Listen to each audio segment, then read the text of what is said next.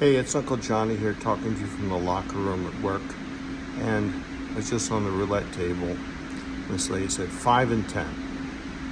And I thought to myself, I haven't heard those numbers together for 50 years. And Mel Brooks, in his movie History of the World, he put V and X cent store, which means 5 and 10. All of a sudden I thought back to the last time I had a 5 and 10 cent store experience, and most people don't even know what that is, so I figured I would recant my memory of what it was.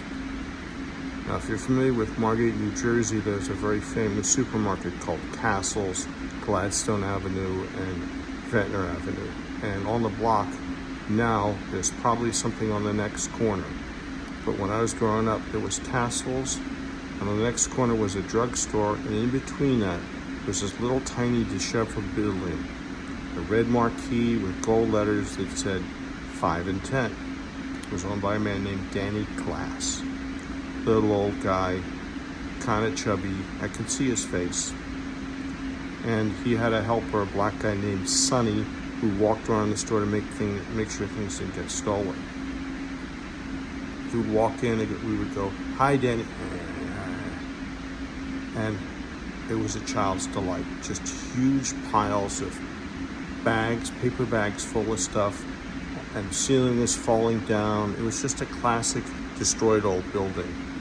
And there were metal shelves full of paper bags full of all kinds of crap that a 10-year-old kid would want. Little plastic soldiers, little plastic tiny airplanes, the kind of black snakes that you would light up on. And for 4th of July, there was little tiny ring puzzles like you would see at the rest stops. I liked the little magnetic Scotty dogs.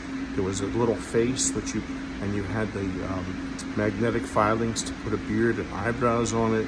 There was all kinds of little crap toys from Japan. Everything was made in Japan back then. And they had little transistor radios with a little white earplug with a little thing on the end that always broke, so you couldn't use it anymore.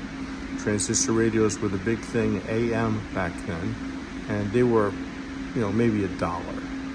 And if you had 50 cents or a quarter, you could go in for a penny or 2 cents, and you could come out with a whole bag full of crap.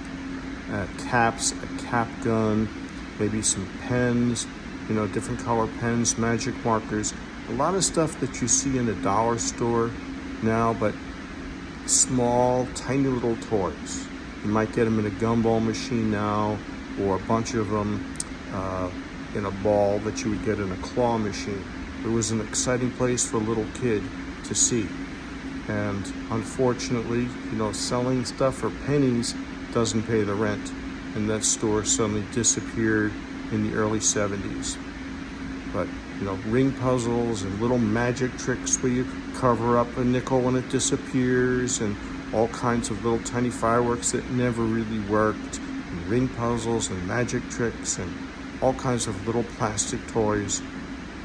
These are fond memories. 5 and 10 cent items were a little bit bigger.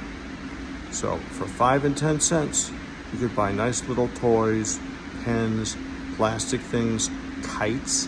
Since we lived on the beach, you could buy a kite and balloons and all kinds of stuff.